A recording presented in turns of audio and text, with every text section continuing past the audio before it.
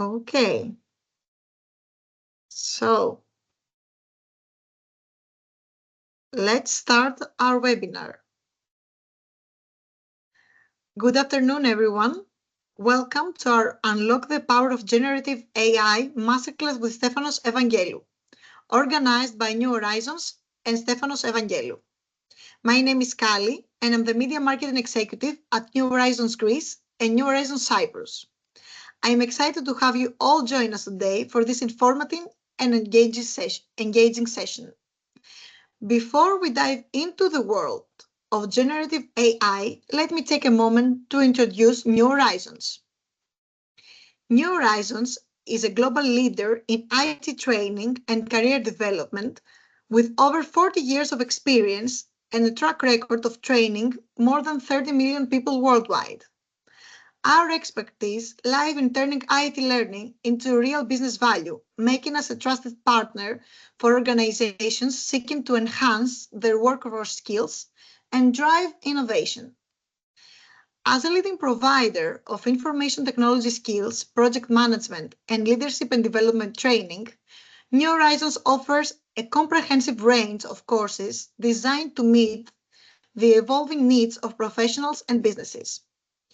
We are proud to be an official training partner for leading technology vendors, ensuring that our students receive the highest quality training materials and access to the latest products and technologies. All of our courses are delivered by certified instructors and include a variety of resources to support your learning, such as educational materials, virtual labs, session video recordings, and a certification of attendance. To explore our upcoming courses and learn more about New Horizons, now without further ado, let's welcome our esteemed speaker, Stefanos Evangelou, for his expert insights on generative AI. Stefanos is a renowned expert in the field and will provide valuable guidance on harnessing the power of this transformative technology. Stefanos, welcome. Όχι, αγάπη, θα φτιάξω. Hello everyone. Μην κουράζεις, τώρα που έχεις μάθημα. Θα ήθελα να ζητήσω από όλους τους συμμετέχοντες, αν μπορείτε παρακαλώ να κλείσετε τα μικρόφωνα, γιατί έχουμε κάποιο background noise. Thank you very much all for joining us for today's webinar. First of all, I'd like to ask all of you if you can see the screen that I'm sharing. Can everybody see my slides? I would like to see some thumbs up on this. Yes. Okay. So the webinar will basically start off with the theoretical part, and then we will also have some practical hands-on demos.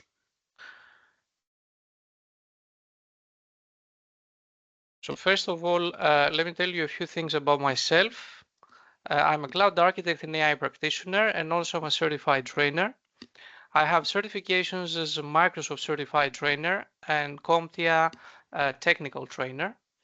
And I'm also a Cert Nexus authorized instructor. You can find more details about my profile if you wish on my website. And let us discuss a few things about the webinar itself and the logistics. It's estimated to last about an hour and a half, and there's going to be a Q&A session at the end. So if you have any questions, please keep them for the end. And please remain muted during the webinar. The webinar is being recorded, so after the webinar you will receive the video recording that you can watch afterwards, and also it's going to be a free takeaway in the form of a PDF file with some useful information and links that you can further utilize after the webinar. Now let's talk about the agenda and what we're going to be discussing today.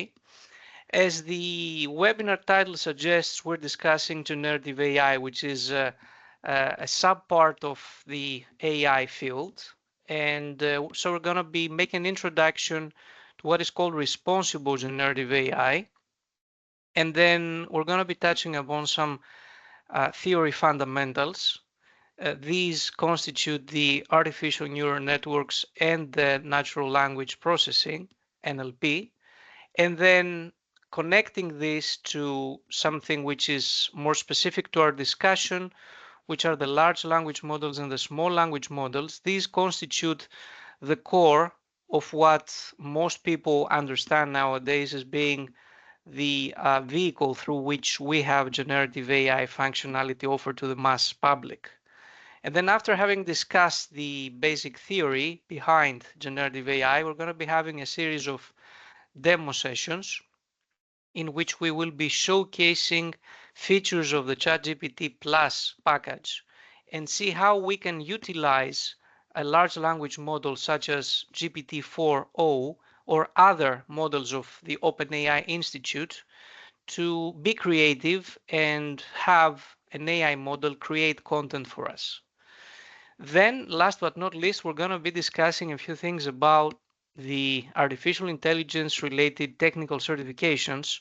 So for those of you who are interested in beginning a career in AI or expanding your already technical career into the AI field, we'll see what are the most prestigious and relevant certifications that you can pursue if you're really interested, and give you some guidance on this. And then at the very end, of course, we're going to be having time permitting the quick Q&A session.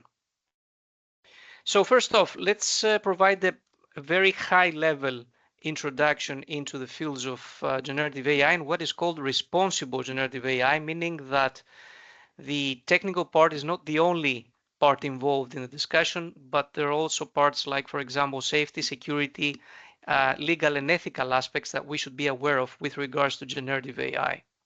So first off, let's provide an understanding of the concepts which comprise the theory of the field of artificial intelligence.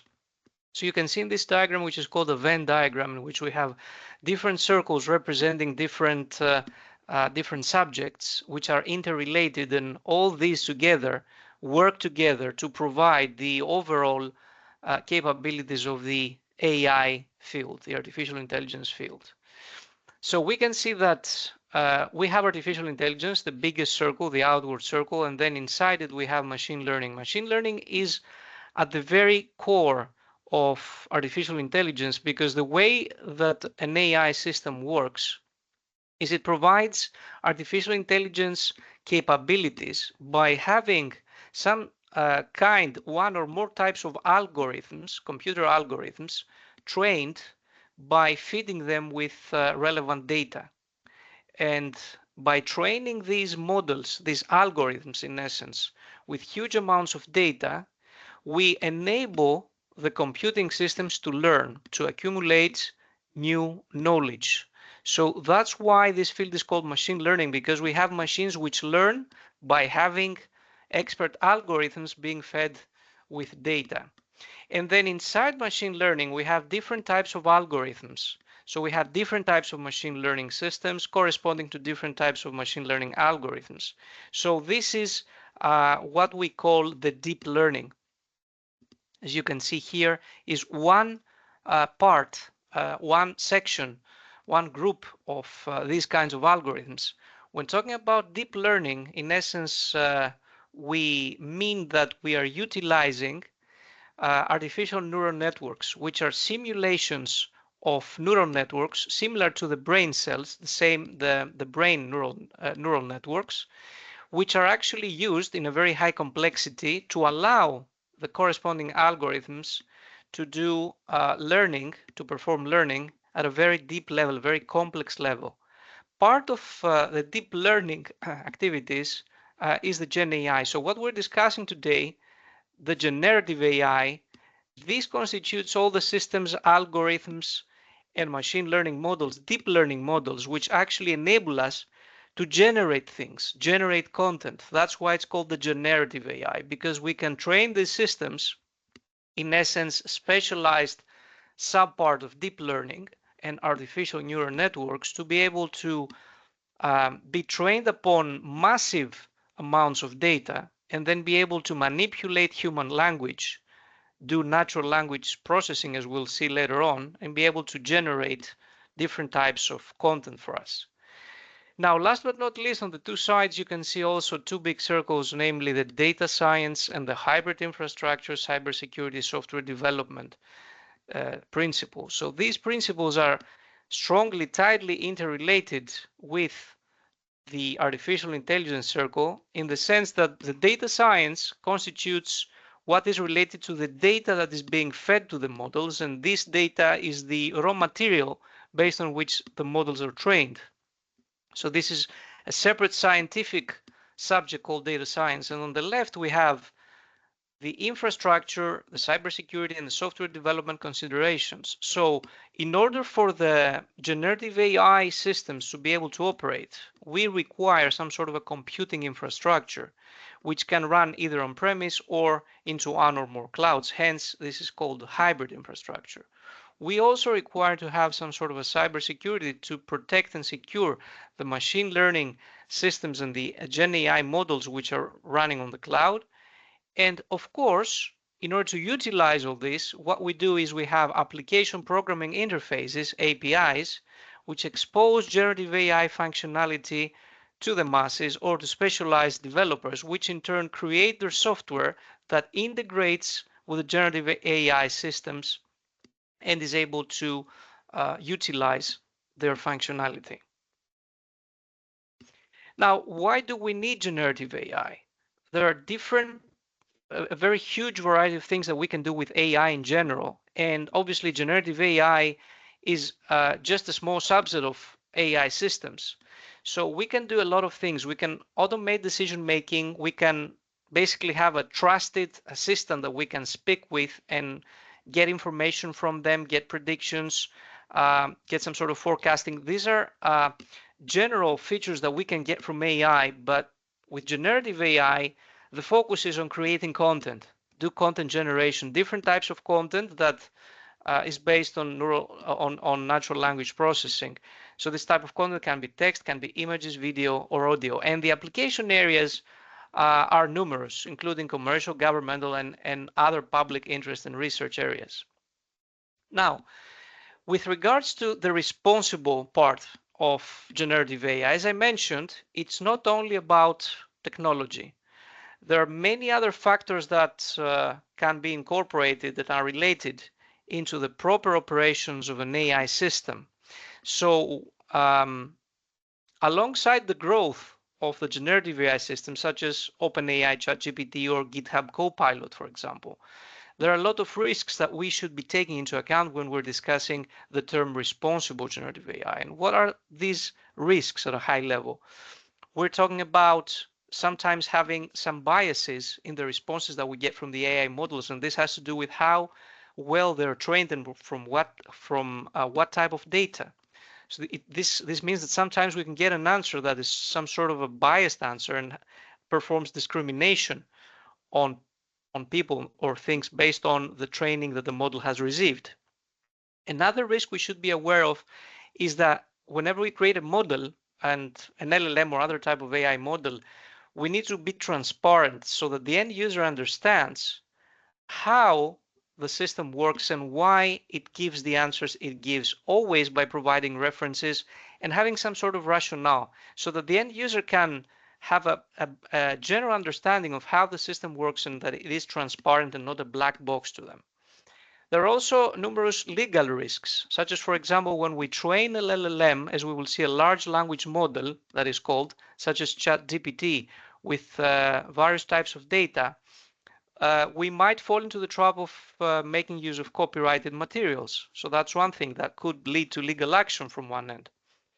Also, a generative AI tool may unintentionally expose sensitive data, such as personally identifiable data, which it should not be doing because, again, of legal implications.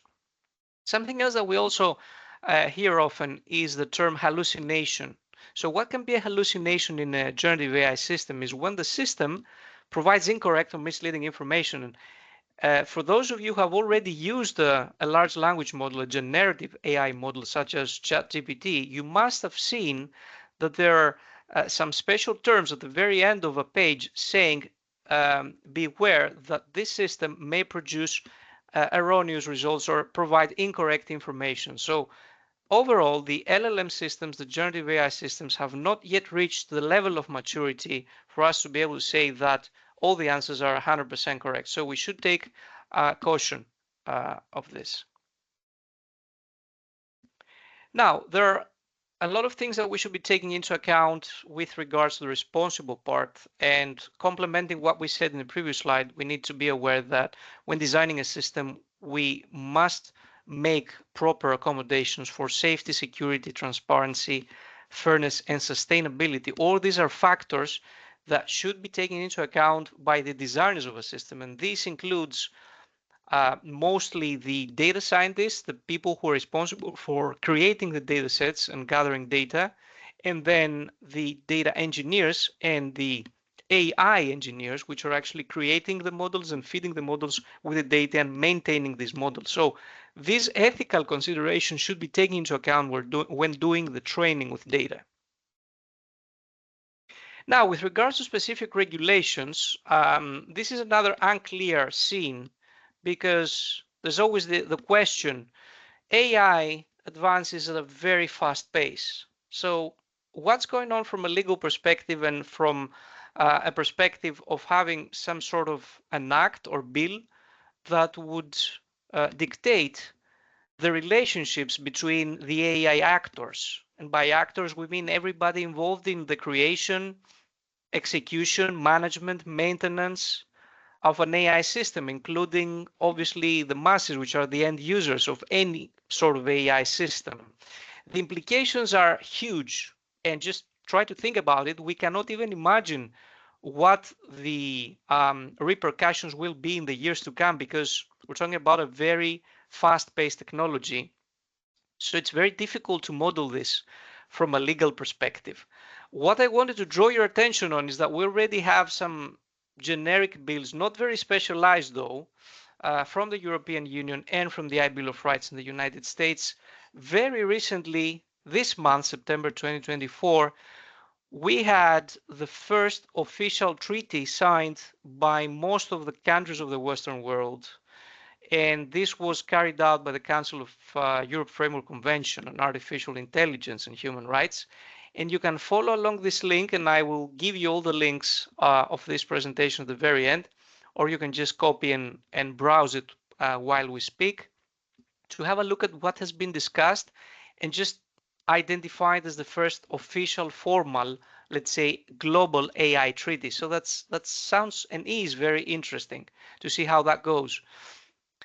Now, on the other darker side of things, there is the fact that, as I said, there are a lot of risks with regards to security and safety and personally identifiable data. One such example, which was very recently addressed and made public because it wasn't very clearly explained by the software vendor, specifically LinkedIn. So there was a post that you can read on The Verge and on any other news press article. If you search for LinkedIn AI training user accounts, data opt-in, in essence, what that article says is that LinkedIn started to use its user base personal information, personal data, profile data, to train their own generative AI systems. And there wasn't proper preparation for this, nor proper information provided to the users in order for them to opt in or opt out and provide consent. So this is a story that should be taken into account because it raises questions, raises concerns. You can have a look at the LinkedIn help article, which clarifies things and provides information. I think that LinkedIn responded quite slow to this and should have been a little bit more proactive. But in any case, that that rings the bells as to what is going on and how we can take action from our side to secure our own data and be vigilant on how Gen AI models can use personal information. Now that we have spoken about generative AI models in general and having had a very, very brief introduction into generative AI, let's move on and speak about the theory, the fundamentals, what we need to be aware of. And obviously, this is not a formal training class right now. So what we're essentially doing is we're doing brainstorming and we're providing information to you so that you can put the pieces together. Whether or not you're aware of this theory, it is a good thing to go step by step and be aware of what the concepts are and how these concepts interrelate and how do they connect to the main subject of generative AI. So right after the webinar, you can take your time, view the recording again, and create your own map of knowledge in an attempt to be able to understand the concepts better and progress with what you have learned so far into the next level. So we're going to be discussing at high level now two very important concepts related to Gen AI, which are artificial neural networks, ANN, and natural language processing, NLP.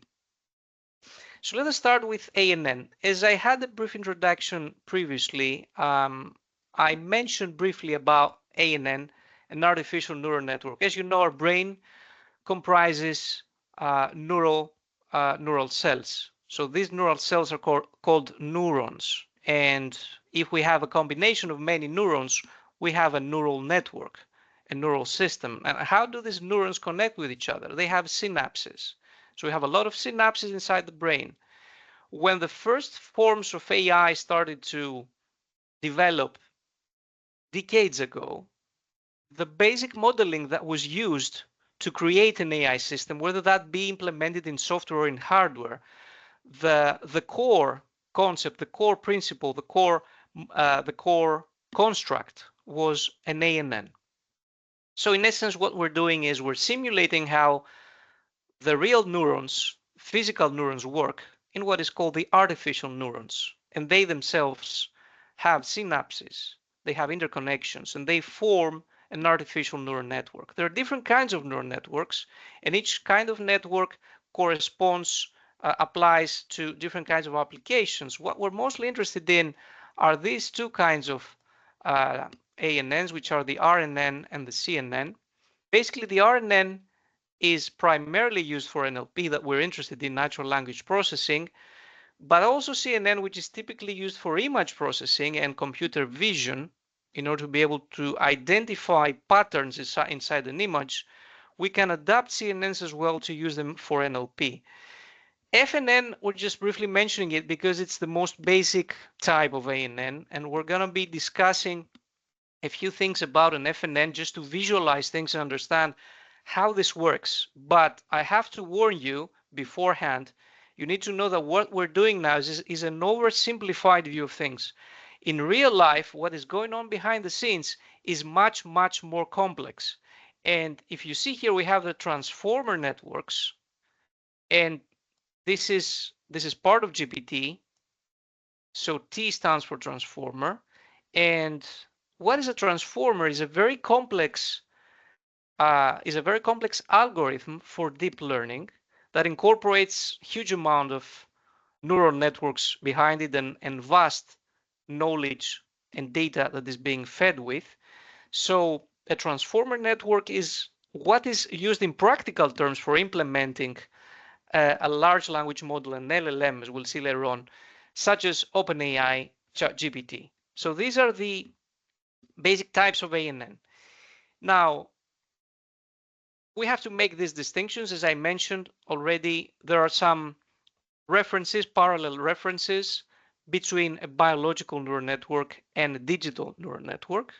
And as I said, we do some simulation of how a physical neural network works. So similar to synapses, we also identify the different types of jobs that each ANN would do as in a situation that we have in a physical brain. We have different neurons that actually do the language processing, other neurons that are responsible for image processing and vision, etc.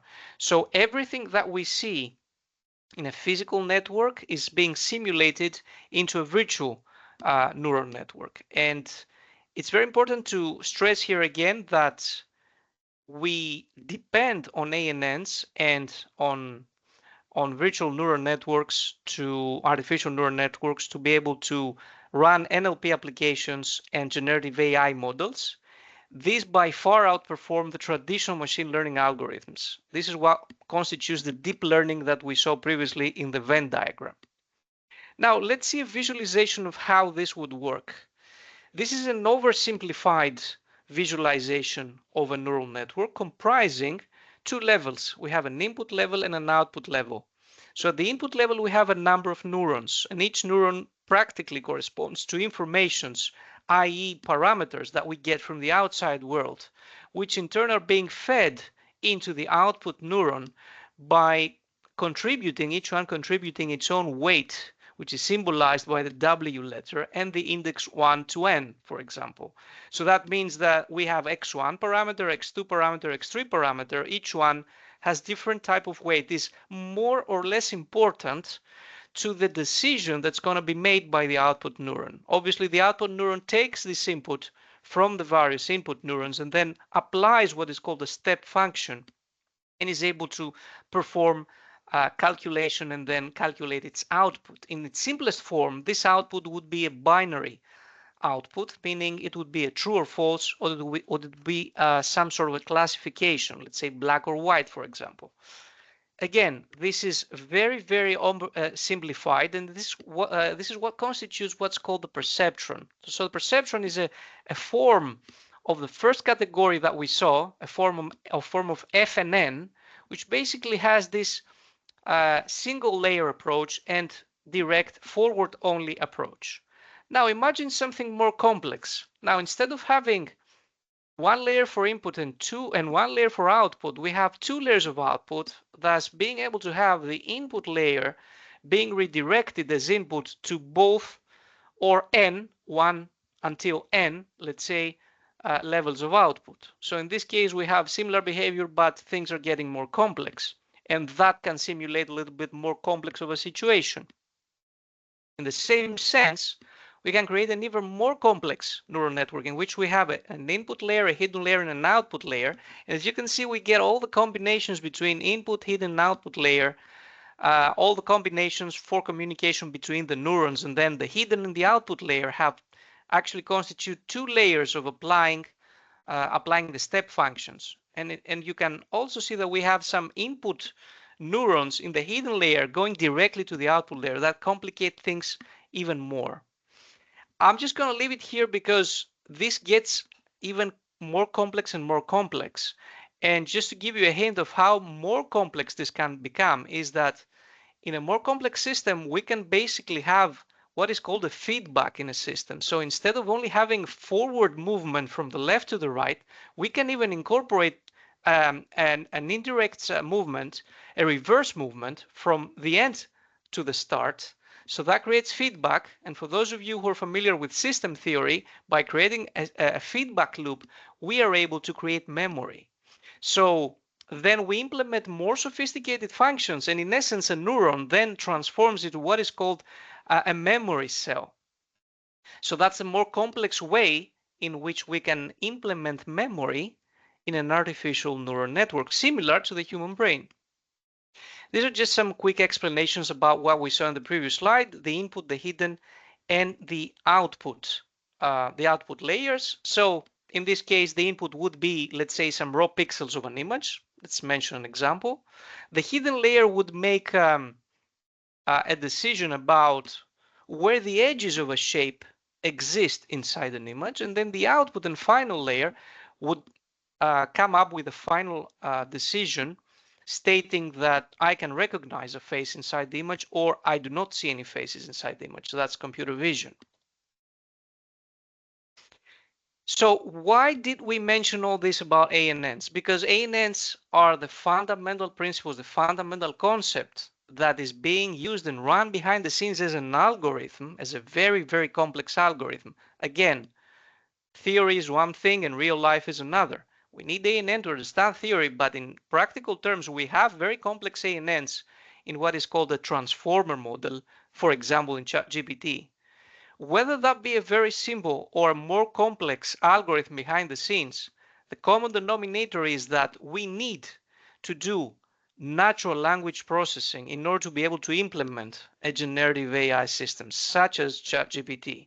So now we're going to be discussing NLP, which is the natural continuation, the natural evolution in terms of how concepts are interrelated, moving towards how Gen AI systems work. So let's focus on NLP now. NLP is a branch of AI, and it actually focuses on making computers act as if they were humans in terms of the human language. So that means that the systems that run NLP are able to understand, interpret, and generate human language. What are the most significant applications of NLP?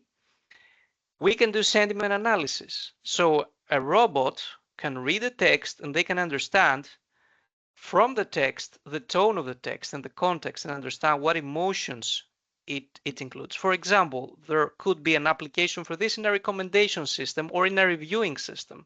So a huge, let's say, online store like Amazon could get millions of reviews every day for its products, and the sellers that work with Amazon, and they could have an AI system that does NLP and sentiment analysis to read these huge amounts of texts and quickly understand whether the users are happy or not, and then take actions.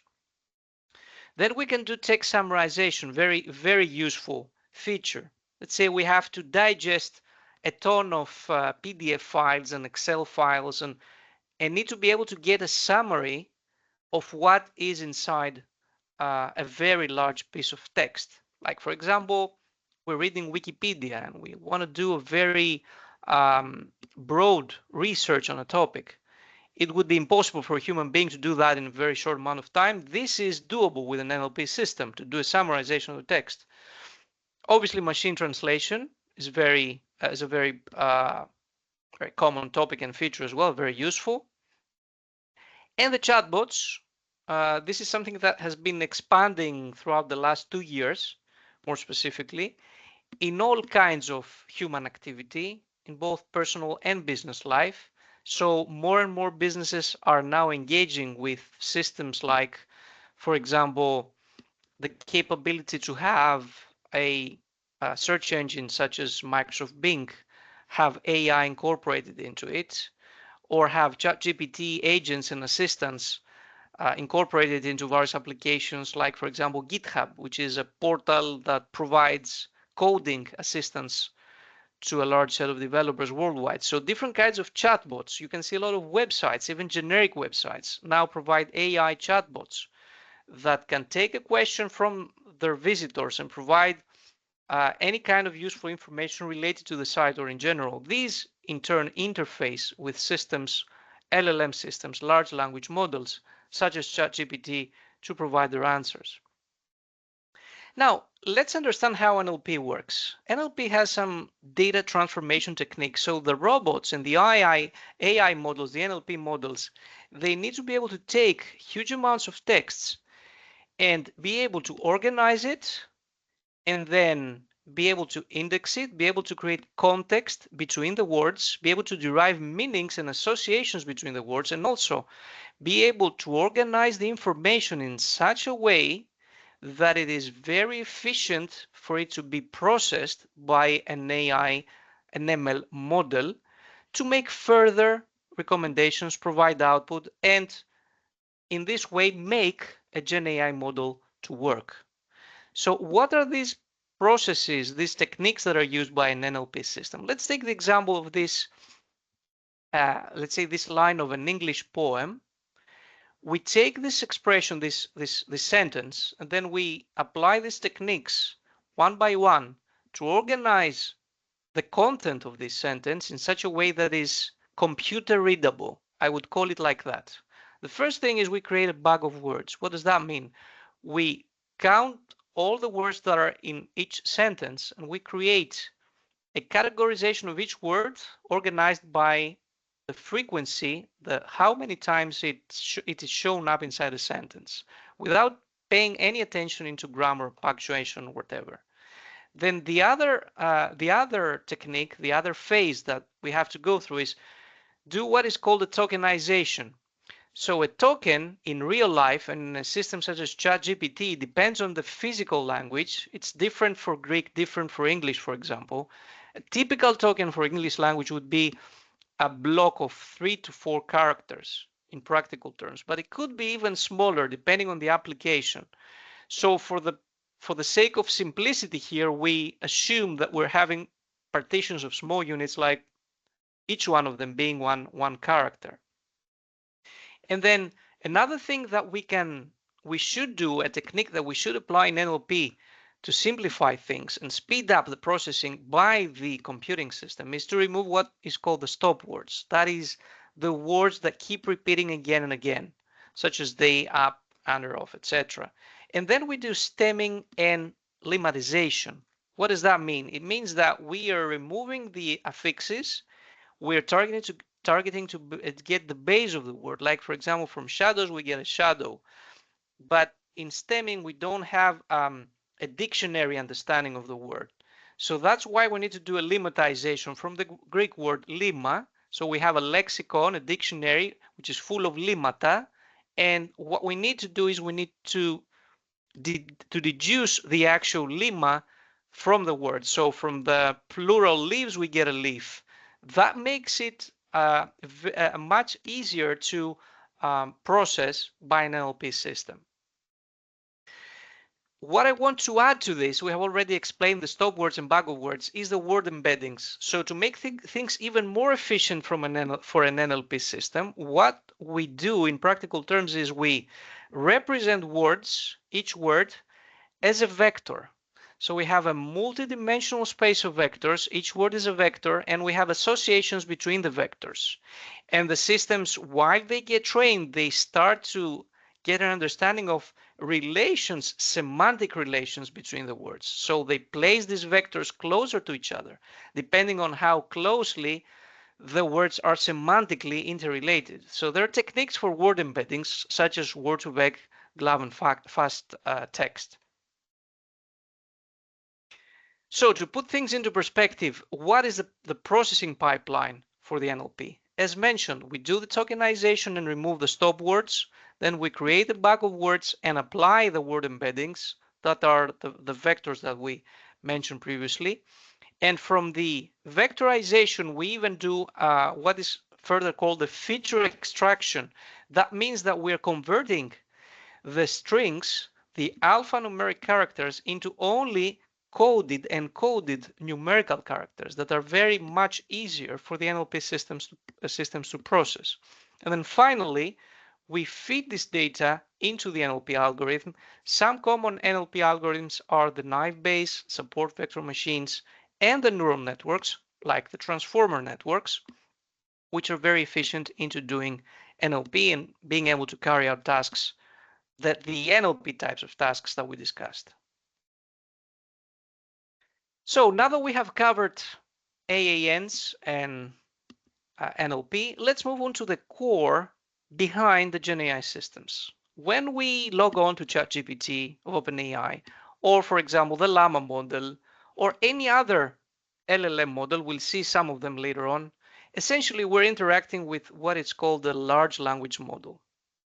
However, there are some other competitive models or models that can work alongside the LLMs, and these are called SLMs, small language models, which are more efficient models when we don't have enough resources and we need to run similar functionality but on smaller footprint devices, like for example an Internet of Things IoT device, or a very small edge device that could be a sensor, or that could be a mobile device, etc. So let's understand again the concepts, because that's what we're doing right now. It's very important to gather all the concepts around GenAI. Now we're moving into the LLM world. So what are LLMs? Following what we have already mentioned, LLMs are deep learning models, which are trained on very, very large amounts of text and documents. These are the training data for the LLMs. And in return, these LLMs, these very large neural networks, are able to process information, get trained by it, and be able to respond to an NLP question, to a human question, by doing NLP and responding like if they were humans. Obviously, these systems, the LLMs, have very complex algorithms. For example, the transformers, such as the GPT, these are families of algorithms which incorporate very high complexity. They have many layers inside them. Remember the layers we discussed earlier, and very many parameters. What is the purpose? The purpose is to be able to treat a human like another human and be able to have a full conversation with any person, take the information, do a summarization, understand deeper meanings, be able to translate languages, and be able to generate responses that are relevant to the question. Some of the most popular LLMs are the ones that you can see here, GPT-3, GPT-4. These come from the OpenAI Institute, which is one of the leading ones worldwide, and they're doing very high amounts of investments into progressing their models. We also have BERT and we have T5. The number is huge, and I will give you at the very end in the links for further study. I will give you some very useful links. One of them is an LLM Explorer web application that provides a real-time presentation of all the LLMs available globally today. Now, how do the LLMs work? Obviously, we have spoken about NLP processing. We've spoken about tokenization. So there's some sort of a pre-processing on the text before we even get into the how the LLMs work. So we need to do this preparation of our data, and we need to train our LLMs with billions of words and data sets. The text information varies a lot. It can be books, it can be encyclopedias, websites, articles, you name it. Tokenization, as I mentioned, is the preparation of the text. The LLMs, especially the transformer LLMs, have what is called the attention mechanism. So they have the ability, due to their complexity, they have the ability to identify contextual understanding and make interrelations and interconnections at a semantic level between parts of the text that they're trained on. Very, very interesting and very important. And another good thing of the transformer architecture is that they can parallelize things, and we're talking about doing a parallel processing of a huge amount of operations. Some notable applications of LLMs. We mentioned the chatbots, content creation. We'll see a lot of examples later on.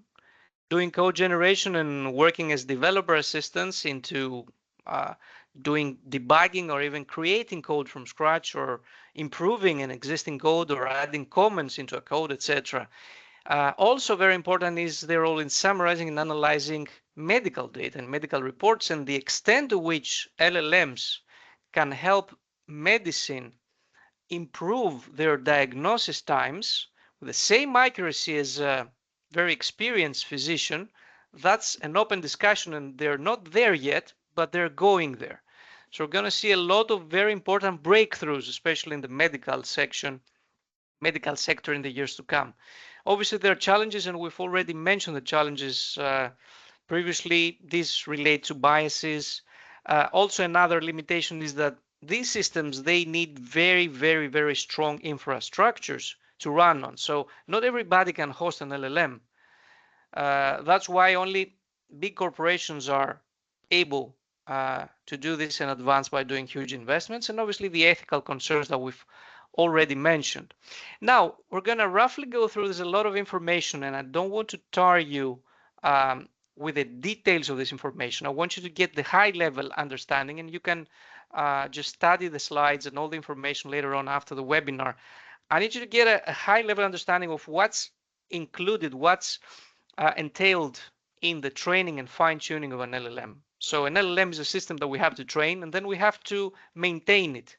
It's not that we just trained it once and it's ready to work for the next 5 years. Obviously, it has to continuously be updated and maintained to ensure that the information is relevant and to ensure that new information that comes up is included into the training.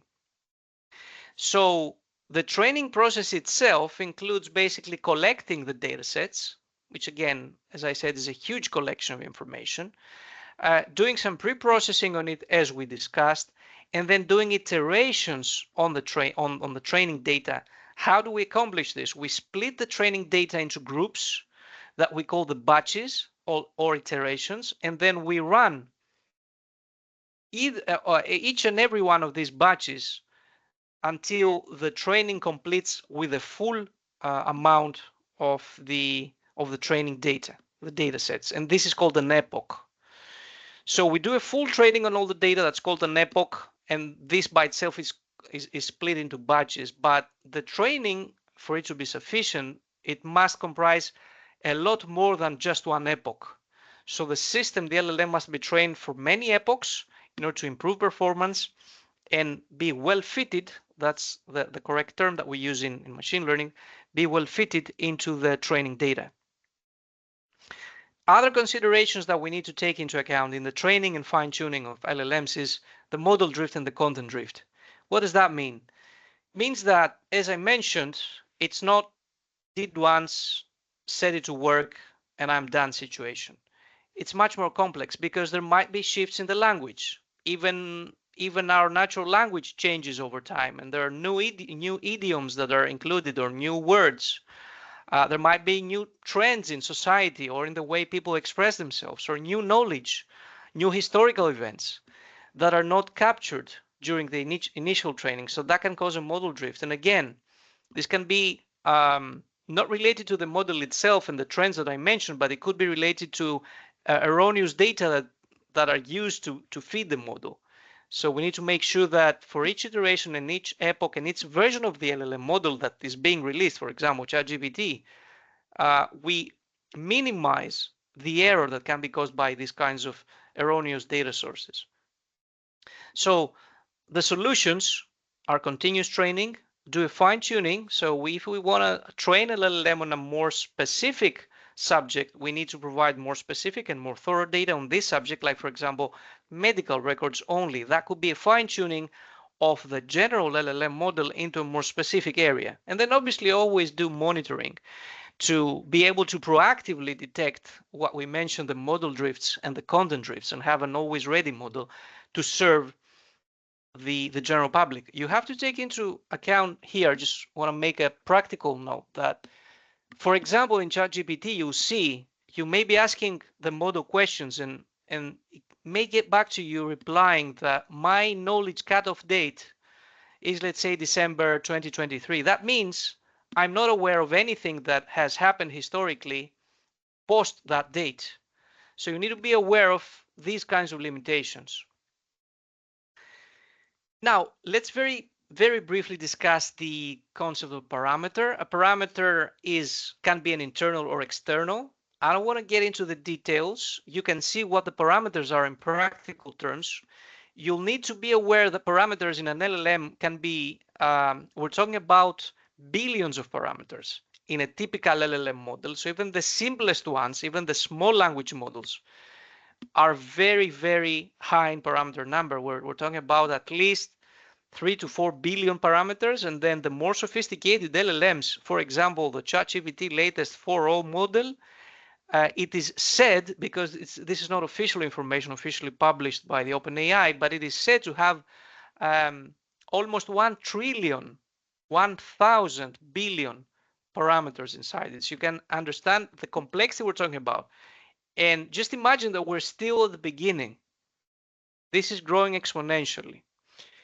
So just a practical example of the parameters in an LLM, we could have parameters that could adjust how strongly a model associates one word with another derivative or similar word, like the word king. How strongly is it interrelated with the word royal or monarch, and then create semantic relations between these words. This is governed by a specific parameter. So if you sum up all these different kinds of parameters, you get up having hundreds of billions of parameters in an LLM model. We already discussed the fine-tuning. I don't want to spend more time on this. Fine-tuning means that we always keep our model current and we try to minimize the erroneous answers that may be produced by the model. Now, just a very quick summary. We need to know in practical terms what are the most prestigious LLM models available nowadays. We have the OpenAI GPT-4. We have Anthropic Claude, which is developed by company Anthropic in the US. We have Llama 2, and we have behind Llama 2 we have Facebook. We also have Microsoft. Then we have Falcon, which is an AI model developed in the Arab Emirates, in the Arabic countries, and we also have Mistral 7B. Some models, as you can see, they take their names, their code names, by the number of parameters they have. Like in this case, it's 7 billion parameters. And I have a diagram here that is actually outdated because it covers all the way up to 2022, but it gives you the understanding, just a feeling of what we're talking in terms of evolution, the historical evolution of the number of parameters, the complexity of the models as we grow from 2018 up to 2022, and this keeps growing. So imagine now we've already reached 1 trillion and we're still growing. Now, before we close this section and move on with some practical examples, we need to mention that besides the LLMs, which are the most well-known, we also have SLMs, small language models. As I briefly mentioned previously, why do we need SLMs? SLMs work in a very similar way that the LLMs work. They have similar algorithms, etc. But they have some very distinct differences. The differences are that they require much less computational power to run, and this in turn makes them better candidates for applications like Internet of Things devices, sensors, small factor devices, mobile devices, etc. What we call the edge devices. So we have the cloud and we have the edge. The edge is the other side of the cloud, is where we have the small footprint, small factor machines. So they need less computational power, but they're also much quicker. They're cheaper to deploy, and they're more specific because they train the algorithm on more specific areas of knowledge. I give you some examples in this slide of what can constitute an SLM. As you can see, they're doing similar things as the LLMs, but they're doing it in a different setup.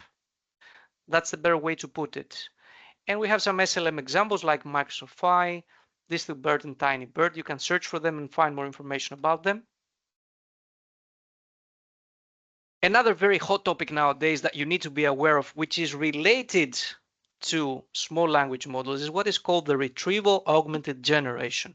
And in essence, this describes a method and a series of algorithms that basically retrieve the knowledge from relevant documents and then make use of an SLM, a small language model, to generate text and content based on this retrieved information. What does that mean? It means that a RAG, when used alongside SLM, allows us to make things in a generative AI model more specific, more to the point, more narrowed down, and more deep down into the information that we're interested in, into the knowledge area that we're interested in, assuming all the benefits that were mentioned in the previous slide. That is a smaller footprint, less expensive, much quicker, etc., etc. Without, however, sacrificing accuracy and scalability as compared to LLMs. So the different ways and different fields and areas to apply to them. And this is where we have a debate, and we'll just put a full stop after we end this slide so that we can do some practical hands-on sessions. There's a very big debate nowadays around RAG, whether is it dead or not, and whether or not we need SLMs in RAG, or whether we can just use LLMs because our LLMs are growing fast, their features are getting even better and better. So there are proponents of each side of things stating their own arguments.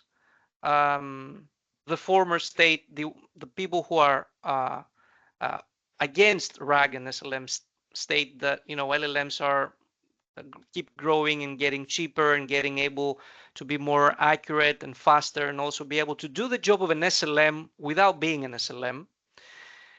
The other argument, on the contrary, the other side, is that no matter how much the LLMs would be improving, we would still need a RAG type of mechanism to make things work more efficiently in a more narrowed down area of knowledge domain, and also be able to accommodate the smaller factor edge devices in a truly cheaper way. So ChatGPT would probably not be a good choice, a good candidate for a device that would run on the edge, for example, a sensor. So the synthesis of both these opinions is what happens naturally is a hybrid future in which we have a coexistence of LLMs and SLMs working alongside and keeping RAG as a general principle mechanism to be able to apply the LLM functionality into a narrower knowledge domain.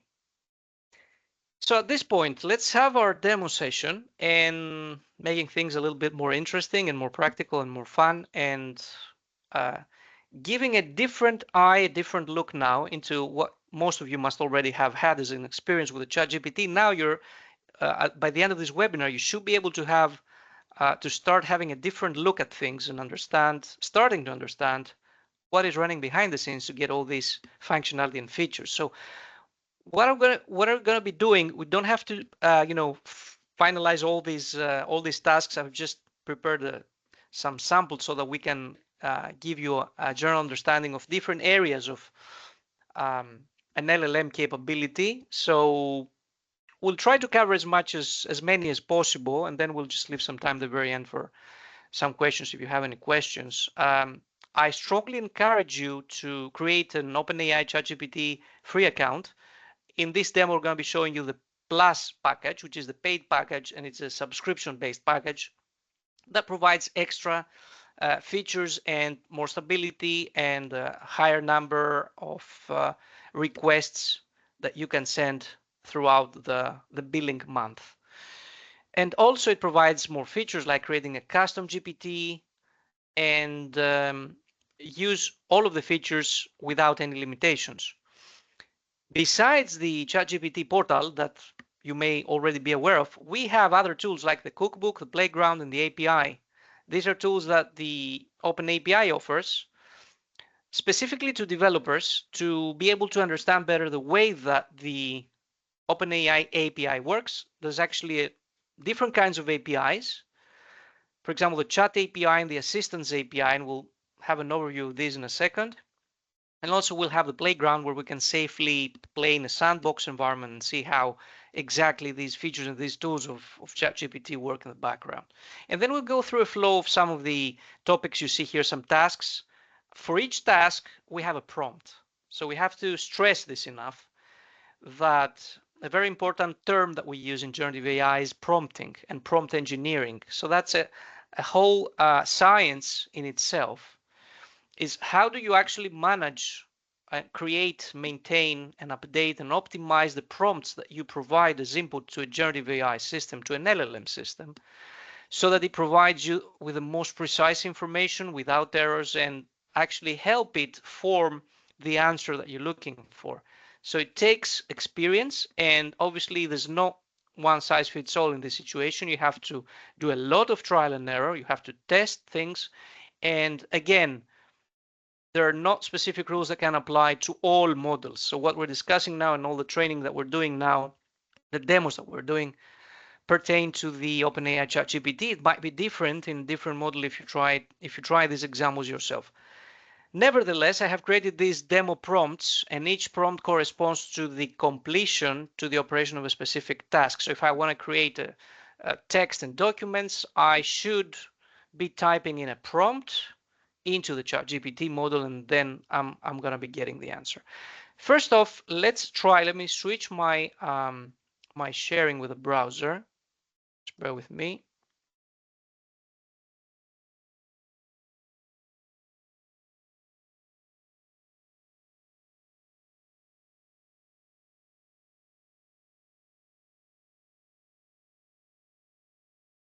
Okay, so let me know when you can see my screen. Just a thumbs up that you see my browser. Okay, thank you very much.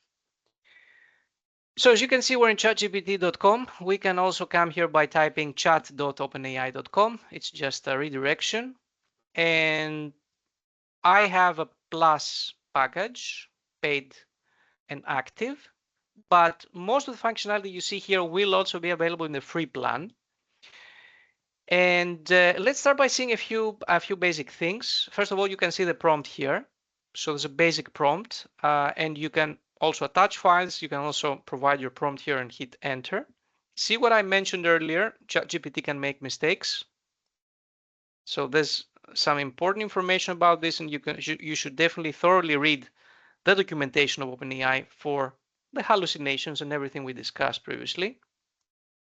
In here, we can choose what model we need to use.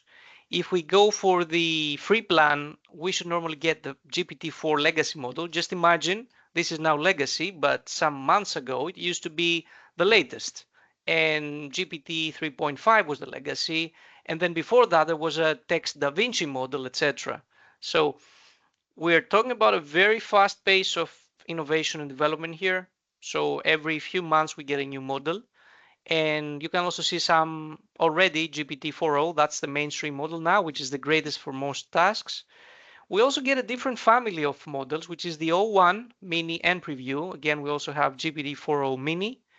These are faster models, so you could regard them as being sort of SLM. They're not officially SLM, but they're a more condensed version of the official LLM model that actually takes less time to process the prompt and get back with the results, but it's not that analytical. And if you need something more analytical, more detailed, you should be going for GPT-4o.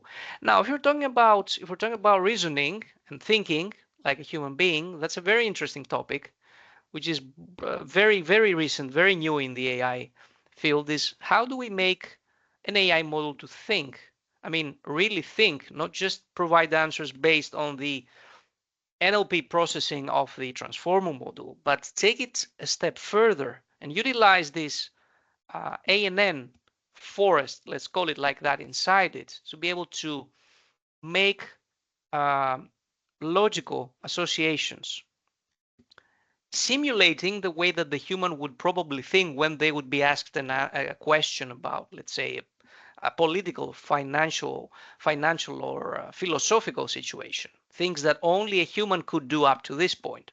Now this barrier is starting to get cracked as well. So we have this prompt here. We can just ask a very any type of question, and the interesting part here is that we can ask a question in any language that we want. So directly translation would be made, and we'll get the answer in the same language. So just a very, very simple question. What is ChatGPT?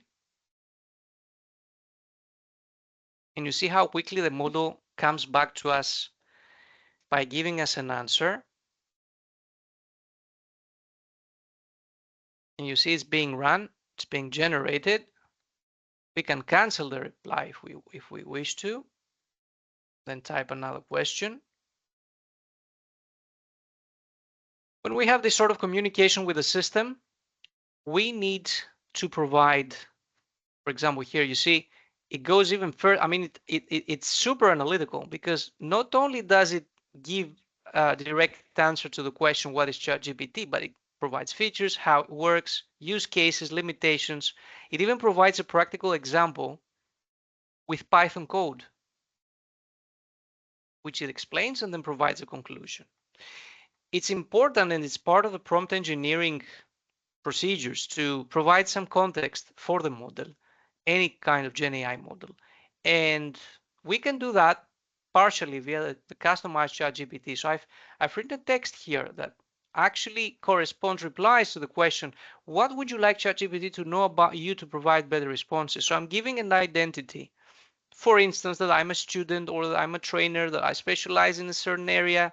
So I need to get information, and I'm interested in information in very specific areas, terms, etc. The more specific that I type here, the better for the answers that I get. Similarly, in the other field, how would you like ChatGPT to respond? What tone am I expecting? What kinds of information am I expecting? Am I expecting references? Am I expecting you to be technical, be formal, informal, whatever? And then what kinds of capabilities I need to incorporate into the model. These capabilities you see here in previous models were not available, or were available only the paid plans. These capabilities are called browsing, the DALL-E model. The DALL-E model is another model which is capable of doing image processing. So it can create a novel new image, we'll see later on. And also we have the code interpreter, which is a capability also called advanced data analysis, that allows the model to take information from various files, analyze data inside the files, and construct new files corresponding to various prompts related to the content that is included in this data. That's why code interpreter is also now called advanced data analysis. So we need to provide this context to the model. It's very important to do that. At the same time, we have what is called a playground, and we can navigate to that by going to platform.openai.com. That's a different authentication system. We have to re-authenticate. And in this playground, as a developer or end user, we have the ability to check the various models. And an interesting thing we can do here is we can do a comparison of different models and how would the different models here, by the way, you can see all the models from GPT 3.5 Turbo 0125. You see how many models there have been and still are available up until the latest and most advanced, which is the GPT 4.0 at the moment. So let's go way back, for example, in GPT 3.5 and ask a question. What's your take on climate change?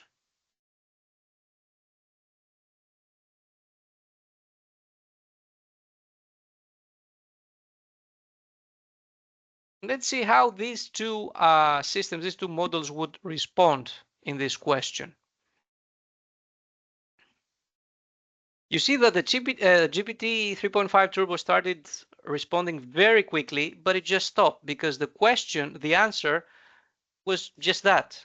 So it was very, very fast, but see how much more analytical is the GPT 4.0. It keeps providing information with a deeper depth and breadth as compared to the model. That's a very plain example, but you can get the point. And you can also see here what code can be created to start integrating the prompt into an application. So that specific prompt can be integrated into an existing application. So the playground provides a lot of these kinds of tools like viewing code and seeing the messages exchanged between the user and the model, also seeing in real time what the latency is, how many tokens have been processed by the model, etc. The same thing we can do with assistants. Assistants is a different section in the playground, and this constitutes a different API in OpenAPI. So there's a chat API and the assistants API. Assistants are very specialized applications that can be built using any supported language like Python or .NET languages, etc. That can actually simulate the way OpenAI works, but what they do is they constitute a software application that you can embed into any other kind of software, like for example, Microsoft Office. It has its own Copilot. So Copilot is a sort of assistant that works alongside the user and proactively always suggests new novel ways to use Microsoft 365, resolve issues, etc. For a coder and developer, that would be GitHub, for example. GitHub has its own implementation of an OpenAI assistant, which does exactly that. Is the second hand of a developer. Also, we have the TTS API. In this case, we can just create, just type in anything.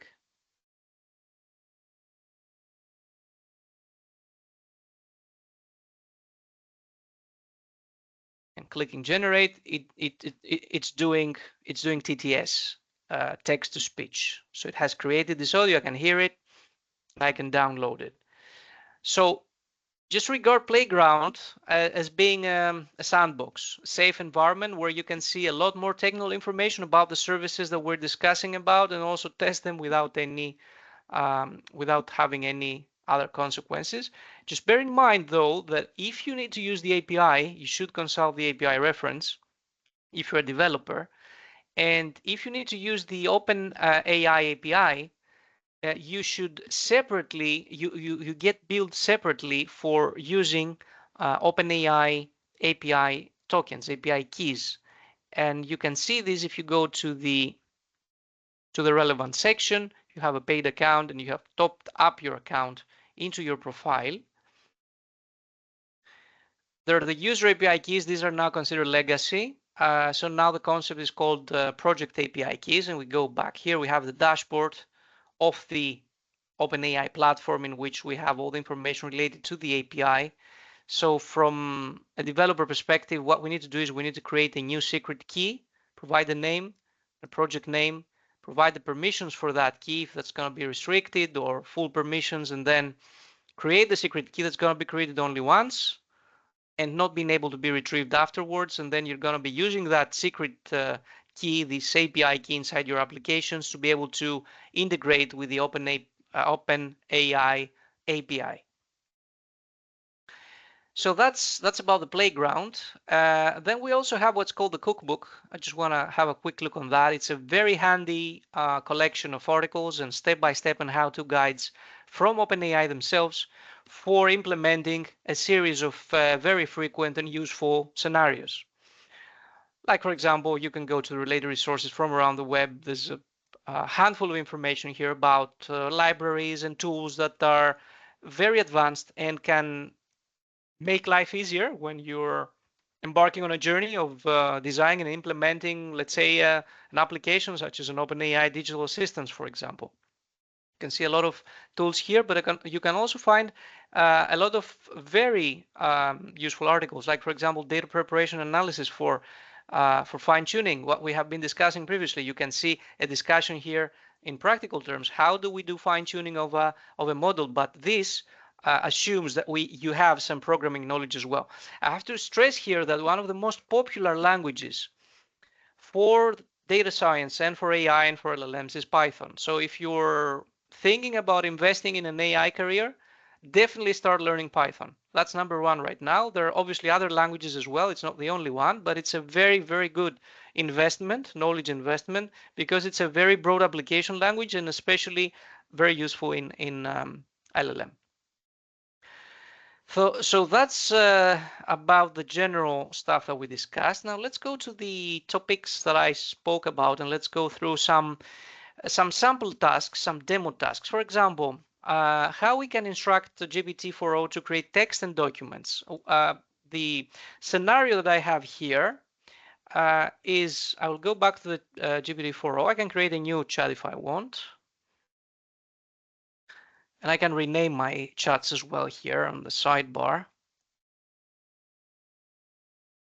so that I have, a tabbed view of all my chats, and each chat inside it has a memory and has a history, and I can continue doing a conversation with the model, and the model is always aware of the context and everything that has been discussed previously. So if I start a conversation with a question right now and then ask the model another 10 questions, in the 10th question it's going to be aware of everything that has been discussed up to this point. Very useful, because it keeps the context for all the discussion. Now, for our example, the prompt I have created is generate a scientific essay, which will analyze all major generative AI algorithms and LLM models and provide a high-level comparison of the LLM models in matrix format. So let's see the LLM model in action. Starts with an abstract and provides introduction, because I have asked for a scientific essay.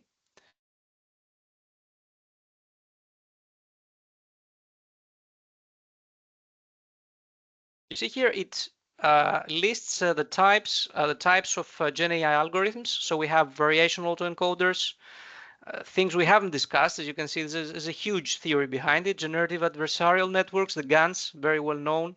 And then we get to the transformer-based models. They have a focus on LLM. That's why we have discussed them only, because that was the focus of our webinar. But as you can see, there are many more algorithm families. And then we get a detailed analysis about the LLMs, the most important of them: GPT-4 OpenAI, BERT, which is developed by Google, and then Palm, again by Google, Llama, developed by Meta, Facebook. And then we get a chart comparison, because that's what we asked, right? So we get a comparison of these 4 major models, training data size, model size. You see here the billions of parameters. So this is a much smaller one, which is 340 million. All the others are billions, like Palm, for example, is 540 billion parameters. So that's GPT-4, just to make a distinction here. That's not the model we're working with right now. That's GPT-4, that's a legacy one. GPT-4o that you can see here is said to have close to 1 trillion parameters. So let's go to another example of content creation. We will use the other model which is embedded in ChatGPT, that's called the DAL-E3, to build images. So what I'm asking is, the example I have created as a prompt is, let me create a new chat. The example now is create a perfectly realistic simulation image in high resolution of the Athens Acropolis with the Parthenon marbles. On top of the Acropolis rock, you should depict the Greek flag. Let's see how realistic the image will be. Now, in the background, the DALL-E 3 model works. Here we go. I think it's pretty good for the first iteration, but the secret here is that in these kinds of scenarios, we should always engage with the model and have a discussion and always try to iterate again and again and do trial and error. So it's asking us, would you like any adjustments? So maybe I would like to ask, I would like to include the bigger picture, the bigger landscape surrounding.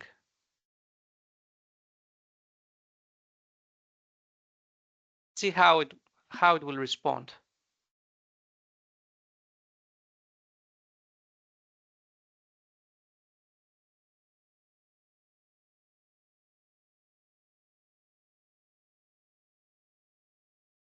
It's very good. I think it did a pretty good job. Obviously, not all the surroundings are correct in terms of the actual landscape, but it did what it was asked to do. So again, to get the results that we need, it's not just a click. We have to work hard with the model. We need to understand how the model works. We need to do fine-tuning. We need to probably use the API if we want to get even more precise prompts into the model and utilize all the parameters that are not exposed directly on the chat window. So the chat is just the edge of the iceberg, the tip of the iceberg. If we really want to get more precise, we need to utilize the API, because through the API, we are able to fine-tune and set a very bigger number of parameters that actually affect how the model works and make it even more efficient. Let's go to the next example.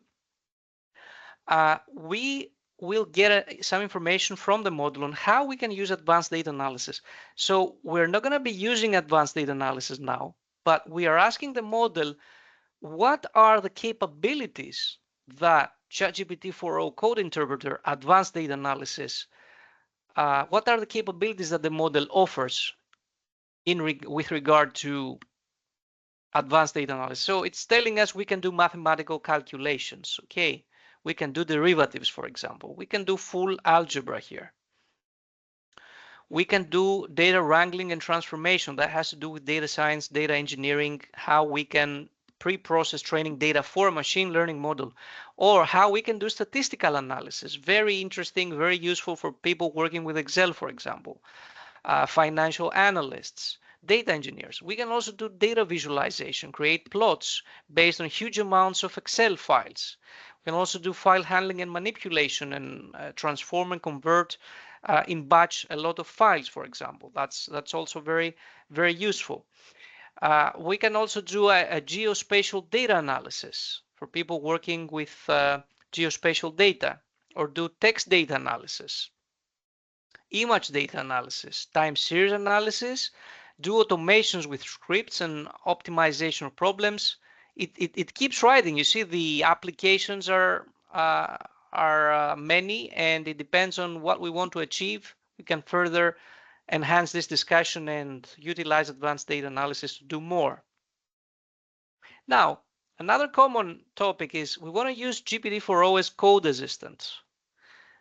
Let's see an example. I'm asking the model to create a Python application which will take the end user's first and last name and ask for their facial characteristics as input, whether that their male or female, their hair color and style, their eye color, facial hair, nose shape, lip size, and then take all this information. The Python program will take the information from the command line and then create a DALL-E 3 image, which should be a perfect match of the real face of the person that is engaging with the program. So as you can see, the model is following a step-by-step process, is providing all the information and instructions on how we can set up this Python script, and provides the full Python application code that we can run in our Python interpreter and Python runtime. Do not take this for granted. And for those of you who have already tested it, you should already be aware of the fact that this most likely is not going to work in the first try, in first attempt. You have to do a lot of trial and error, because we haven't provided specific information of where the model gets its knowledge about Python, for example. We could feed in the model with more specific knowledge sources for Python, API documentation, etc. So you'll have to do a lot of trial and error before you get to the endpoint. Now, let's do a few more things and before we end. Okay, something quite novel is, how do you actually make the model to think about a problem that is typically outside of the boundaries of a robot? It's typically closer to a human. So one such idea would require not the 4.0 model, but a better suited model for this case is the 0.1, either mini or preview. I'll just choose the preview and ask the model this question. Suggest some ideas which can serve as genuine philosophical topics for thinking and reflection for this model. So you see here it's doing some thinking. So it's working in a different, slightly different way than the other models. It's engaging in a more complex way internally. Now it said it thought for 13 seconds, but you can fine tune it to think for minutes, hours, or even days for a much more complex issue, like how do we find a treatment for an untreated disease, for example. So all these kinds of things are just very good food for thought. Think about it. What implications it will have to make robots think like humans do. Then let's do another quick one, which I very much like, is as I told you, it's not only about technical matters, it's also about being more creative. And one good example that I have tested myself pretty often is, how do you write a poem if you're not a poet? And how do you make this poem into a song? It's even more interesting. So let's try to do that. Let's go back into ChatGPT 4.0 and let me ask the model this question.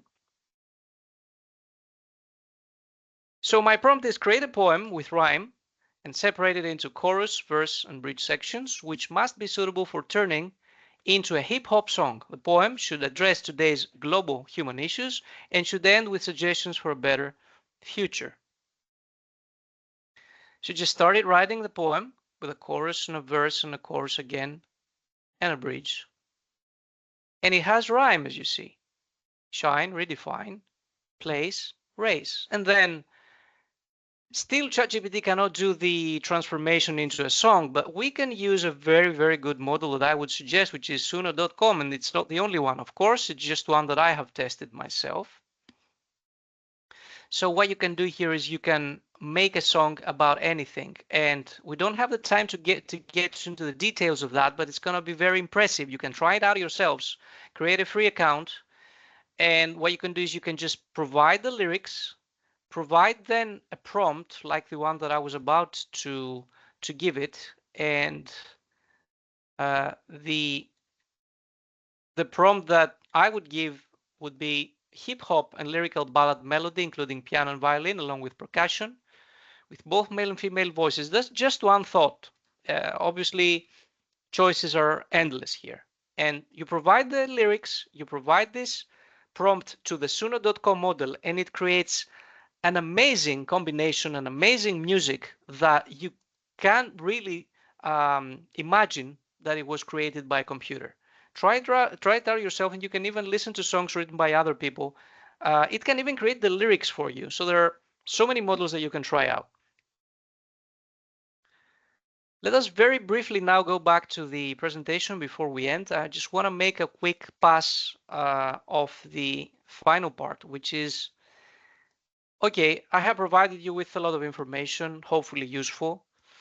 What I need you to understand is what would be the next steps? What would be the next steps? How do you apply this information? Can you see my slides? Please for thumbs up. Okay. Just a moment, let me go back.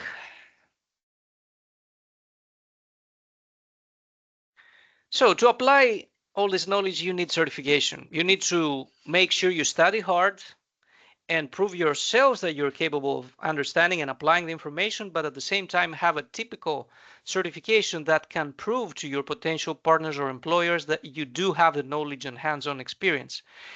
We have some notable certifications. I'm just very briefly going to go through each one of them, and then you'll have the time to review them yourselves. We have CertNexus, Certified AI Practitioner 210. This is an exam that is very demanding and is covering all the theoretical parts of machine learning and artificial intelligence, but provides you with the ability to claim a role as an AI practitioner. So it covers all the theoretical and practical knowledge to work with Python and all the algorithms that can constitute models like the LLM models that we discussed. Then there are a lot of certifications and applied skills exams from Microsoft covering AI and data on Azure, which is the Microsoft Cloud, and also the AWS, Amazon Web Services Certified AI Practitioner certification, as well as various certification courses from deeplearning.ai. That's one of the most prestigious AI course sources that you can have a look at. Now, in order to stay up to date with AI and ML, there's a ton of information out there. You need to subscribe to some newsletters. You need to have some trusted sources that you can study. And I'm going to be giving you this information into the chat window so that you get these important links before we can have a stop and have a quick Q&A for those of you who have any questions. So let me give you the links in the chat. Just bear with me. That'll give you a lot of materials to study, and just choose the ones that you believe are more relevant to what you want to learn. So let me give you the links in the chat window. Okay.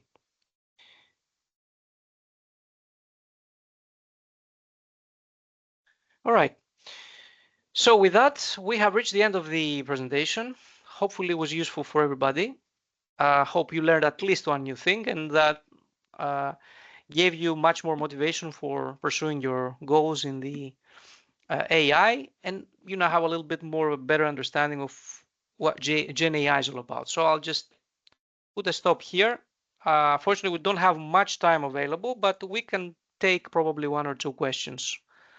Thank you very much for attending.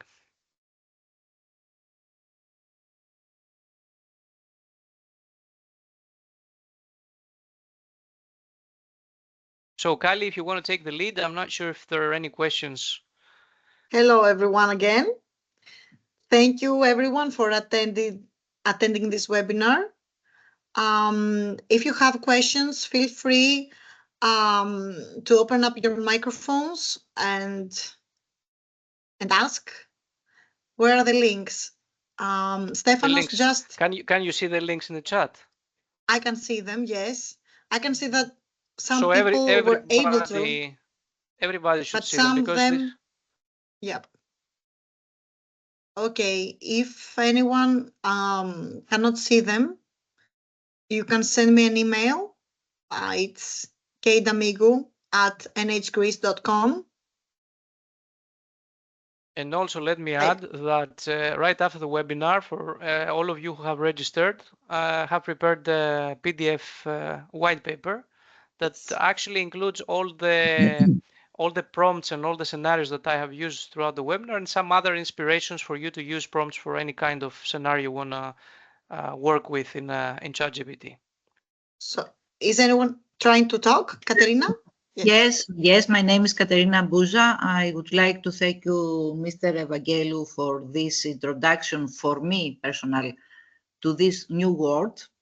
It is not the basic for me, but really I had an idea where we're going. So I have a lot of questions. It's not the time, and we don't have the time to discuss, but you give me the opportunity to know something new, and I will come back with some questions or some more trainings. Thank you very much for your time. Thank you. And bear in mind that New Horizons is organizing and will be organizing in the months to come many artificial intelligence and machine learning related courses, starting from beginner level to intermediate to expert. So keep this in mind and watch out for new announcements for relevant courses from New Horizons. Okay. Thank you so much, you and New Horizons. Have a nice night. Thank you. Thank you, Katerina. Thank you. Stefanos, Katerina. Hello? Hello? Hello? Laurent. You can hear me? Yes, we can Yes, hear you. Laurent. Yes. Thank you very much. It was very nice. It was just one topic we didn't touch very much, cybersecurity on the AI. Yes. We briefly mentioned it as part of the ethical AI, if you remember, in the very It was just beginning. ethical, yes, but we didn't touch like very, very hard work on it because it's a very, very hard topic. That's true. As far as I know. And I have to tell you, there is a triangle, the devil's triangle, I would call it. It's cloud computing, artificial intelligence, and cybersecurity. These are three interrelated pillars that everybody, no matter where your niche is, if you have a niche, for example, in cybersecurity, you need to be aware of AI and cloud. If you're in cloud, you need to be aware of AI, etc. So yes, thanks for pointing this out. Cybersecurity is everywhere, and you cannot, I cannot simply stress enough how important it is to take all the measures when designing and maintaining operating AI systems into what is called a machine learning pipeline that incorporates cybersecurity measures.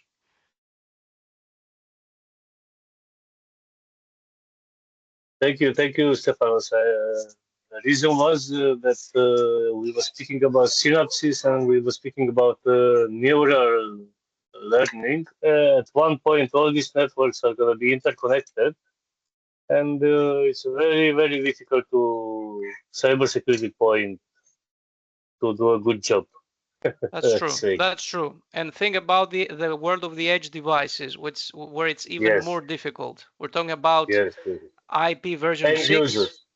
IP version 6 that allows us now trillions of network interface cards everywhere, literally everywhere. Exactly. Yes, we are just aware about it, and yes, difficult. Anyway, thank you very much for your time. Thank you. Thank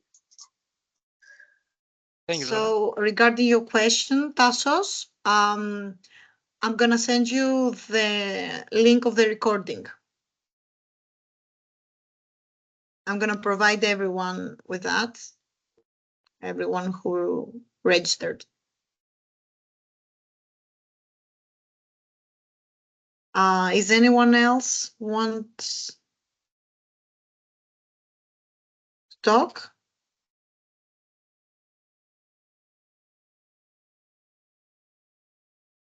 Thank you for attending, Christina.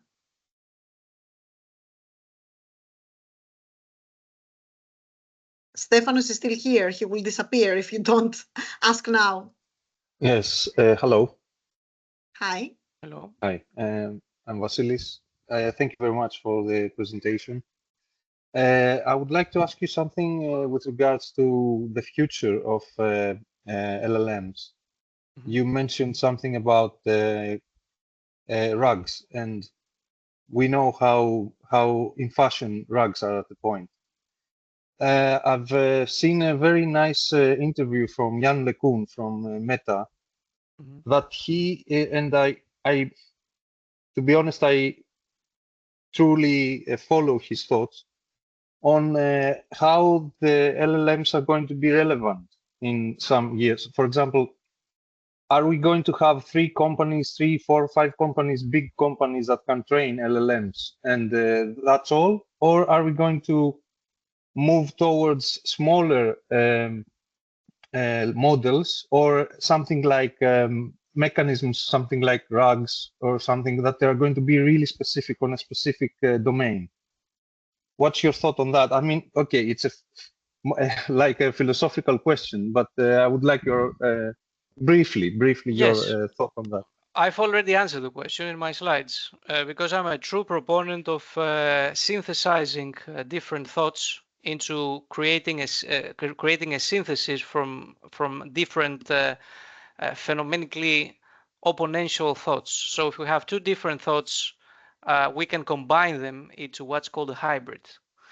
So in the case of RAG, if we take the two different opinions and taking into account what we have seen so far and where things are moving, I strongly believe that we're going to have a hybrid landscape similar as to what we saw in the cloud. And I'm making this parallelism because many people said that it's going to be only 3 big public clouds and everybody else is going to close down. This is not what actually happened in the case of cloud computing.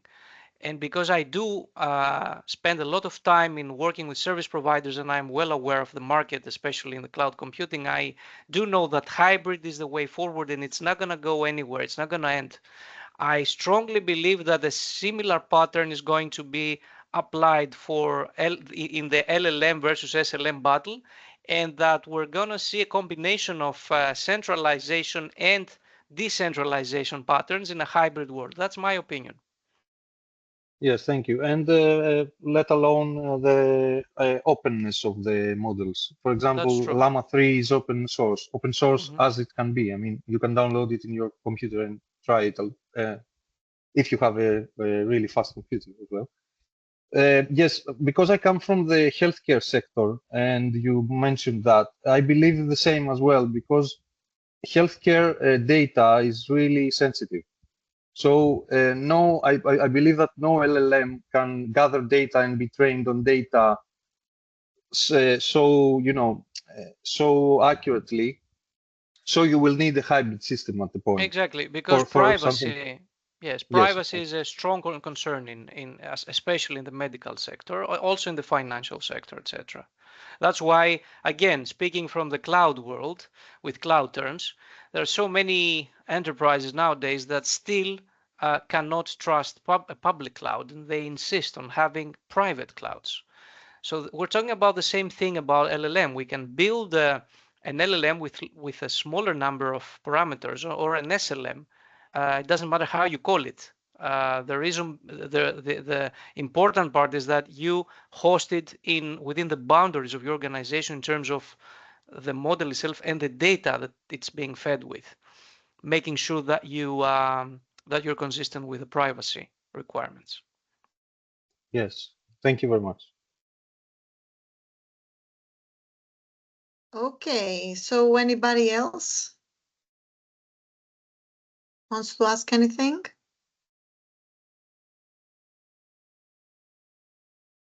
So I can see Labis Pavlidis added, OpenAI, even in the Plus tier, uses the chats for retraining. Only business, the privacy of the chats is guaranteed.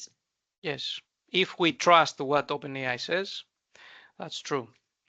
And this is a major concern because I gave you also the case study, the example of LinkedIn, which is very recent, that by default, LinkedIn decided to take all our personal data to do training on their models, which is definitely not a good thing.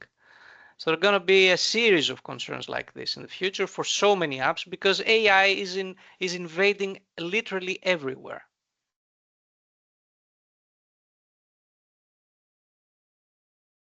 Okay, so nothing else? What tools are available to make sure that LLMs work as they were expected? Well, that's a very broad question. It's not easy to answer, let's say, with one or two tools. We have spend some time during the presentation, if you remember, and you'll see the recording, talking about the training process and the fine-tuning process. So what you say work as expected is basically what we mentioned more officially as being the fine-tuning process, and the operationalization of the systems in what is called the machine learning operations. But that was not very much into the scope of this webinar, to be honest. If you attend any of the training courses, you'll be able to get more information on this. The short answer is that you should be looking for fine-tuning the LLMs. And this has to do with what parameters you pass and what data you use to train your models, depending on the kinds of applications you need to use the LLMs on. So fine-tuning is the word.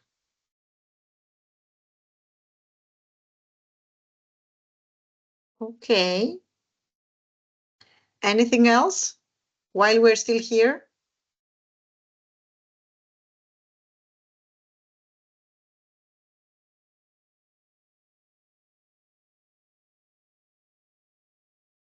Okay, so I guess there are no other questions.